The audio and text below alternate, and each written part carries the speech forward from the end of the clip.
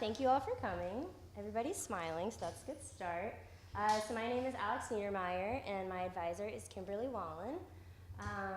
So thanks for coming. I'm going to tell you a little bit about my research, which is about the hemlock woolly adelgid, and specifically looking for a biological control for the hemlock woolly adelgid. And we're looking at two species of silver flies from the Pacific Northwest that might help us manage populations here on the East Coast. So just to let you know what I'm going to be telling you about. So first of all, I'm going to tell you a little bit about hemlock trees and ecosystems and why you should care about them if you don't already, why they're important to us. A little bit about the biology of the hemlock woolly adelgid, just enough to help you understand my presentation.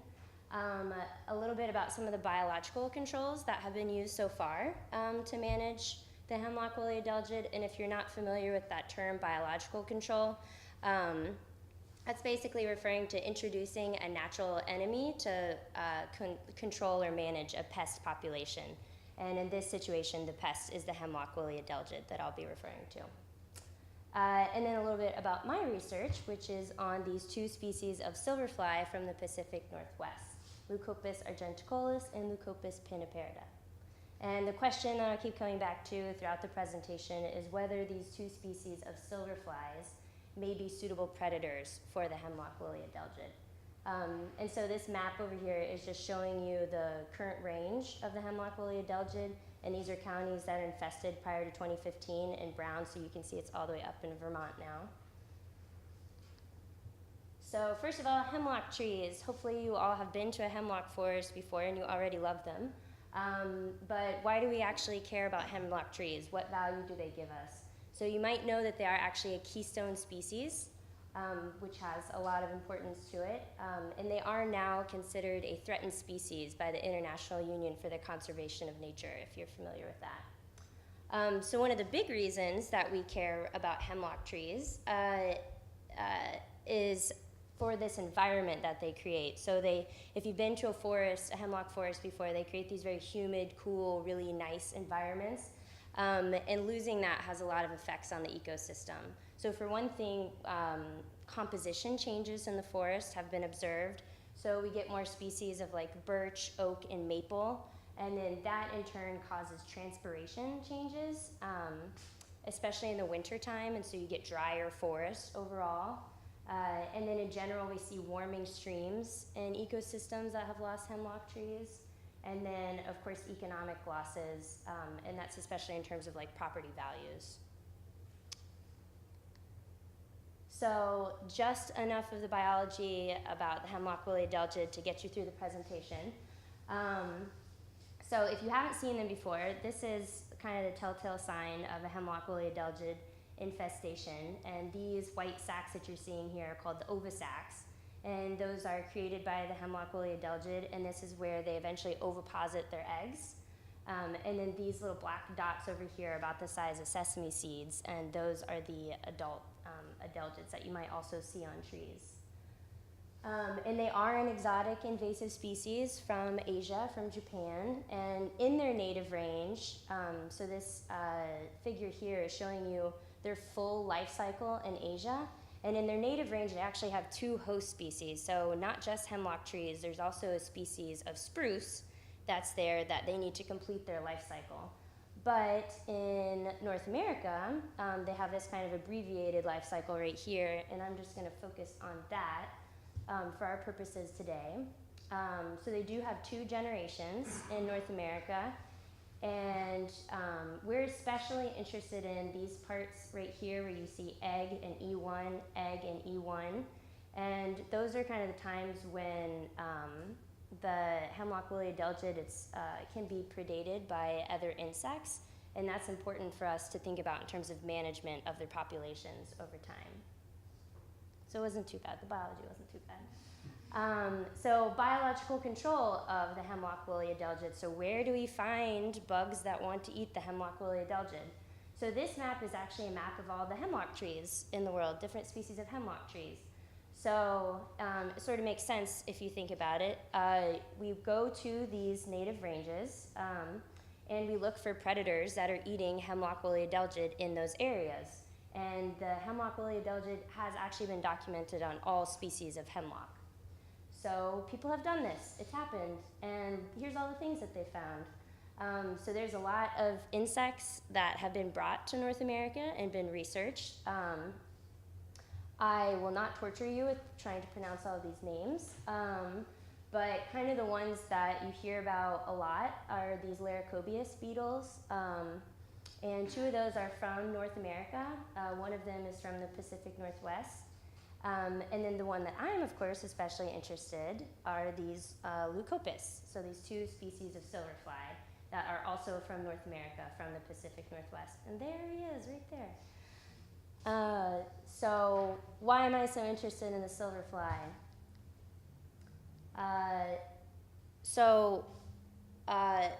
One of the things that's like the most important about the silverfly is that it's really only come up in research in like the last couple of years, where it's been found in abundance with the Hemlock woolly adelgid on the west coast of the United States.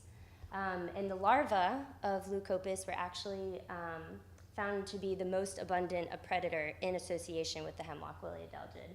So this figure is just basically showing you how Leucopis and Hemlock woolly adelgid are coinciding in their peak population. So that's promising. And then coming back to, get all my little pictures up here. Coming back to this life cycle again, the reason I told you about that is that we're looking for a predator that can target both parts of where you see the egg and E1 right here, so the eggs and nymphs. And most of the predators that we found so far, including the Leucopis nigrinus, is only targeting one part of that life cycle, but the silverflies appear to be targeting both parts of the life cycle, so that's very hopeful. And so far, this is part of my research. It also looks like on the East Coast, where they are able to survive eating Hemlock woolly adelgid here, they can also produce a whole generation in just 6 weeks. So that's pretty quick, so that makes us also hopeful. But there's a lot that we still don't know about Leucopis. You can see they are tiny little flies and very delicate to work with. So we're still figuring out a lot of things about them, one of which is their overwintering behavior and requirements. Obviously, you can imagine the climate on the East Coast is a little tougher, maybe, than the climate in the Pacific Northwest. So we need to know more about like what their minimum threshold, temperature thresholds are, that sort of thing. Also, how many generations they can actually have per season, that's not known. The differences between the western and eastern 2 species of Leucopis, as Leucopis is found all over North America, but only those from the Pacific Northwest actually eat Hemlock woolly adelgid, like target Hemlock woolly adelgid. And then also the differences between these 2 species of Leucopis. So they're both occupying the same territories. What's the difference between these 2 and how are they able to do that? And then last, what their spatial preferences might be. So within a tree, do they prefer to be closer to the top of a tree? And across a landscape, are there certain environments that are more conducive for them? So there's still a lot we have to figure out. So I'm not doing all of that, I'm just trying to do some of it. So my first objective is thinking about the temperature, the development, and the fecundity of these silverflies. And so we have 3 locations for that, in Vermont, New York, and North Carolina, and using these bags here and a similar treatment method at all across those sites. Oops, too fast. Second objective is looking at those spatial preferences, and so that's looking throughout a tree and across a landscape and trying to see where we're finding more of the silverflies. Quick overview. So just to summarize all of that, thinking again about whether these silverflies might be suitable predators for the Hemlock woolly adelgid. So we're looking for a synchronous predator, one that can target both parts of their life cycle. These silverflies do show merit.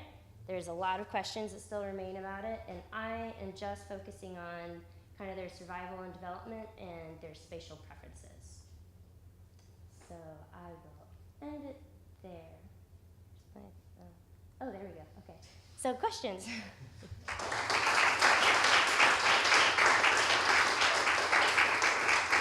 Kirsten, please ask me your question.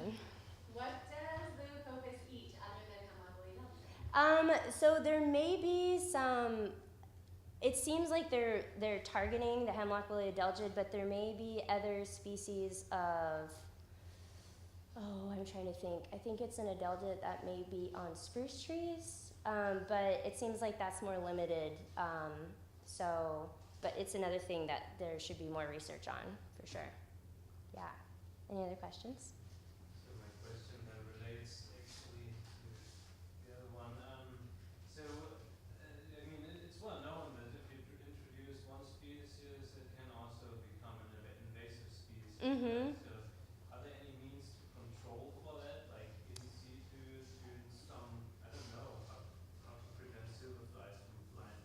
So for right now, I keep it all in these bags for the most part. So that's one way to control it, and there's a lot of permitting involved to make sure that exactly that doesn't happen. And it's always an issue in biological control.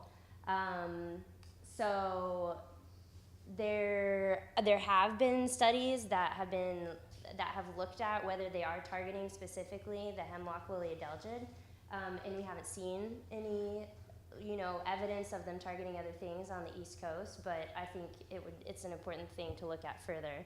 And we did consider trying to do an analysis of some larvae from the West Coast to see if there was anything else basically in their digestive tract besides the hemlock woolly adelgid, and we'll see if that's able to happen, but it would be an interesting thing to look at. Any other questions?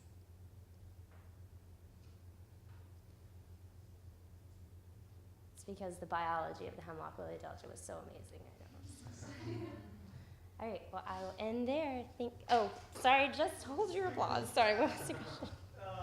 So have they thought about any pesticide, like any way to try to get rid of these insects? Yeah, so there's kind of several different options.